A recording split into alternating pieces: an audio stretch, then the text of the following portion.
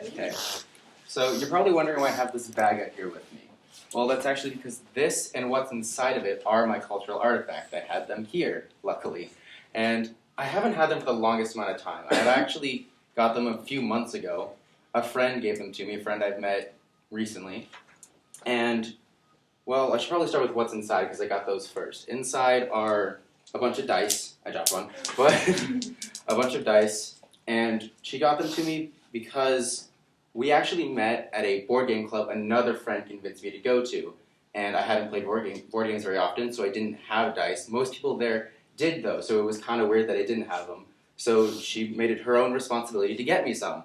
And she even got ones with little rhinos on them for the high numbers, which I explained why she asked me what my favorite animal was a few days before. But the more ominous question she asked was, what was my home address for over winter break? Because she wanted to send me something. So, as you can probably guess, it was this. But the more interesting thing was the way she wrapped it. So it was put in a box wrapped in duct tape, in another box wrapped in duct tape, in another box wrapped in duct tape, and so on and so forth. And on the outside of the last box was a note that said, "Scissors is cheating, good luck."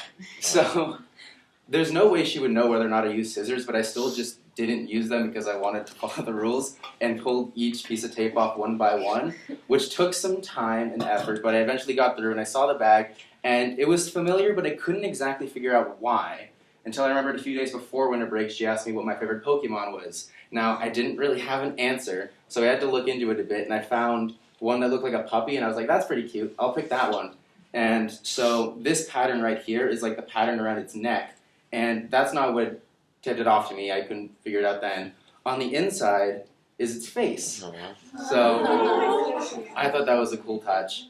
So you could probably see why I picked this as my cultural artifact. There was so much time and effort that went into this, from dice that would mean something to me, which is kind of hard to do because they're just shapes with numbers on them, and stitching something together on her own, which I don't sew or knit or stitch or anything like that. So that seems like a lot of effort to go through, and is just really impressive to me.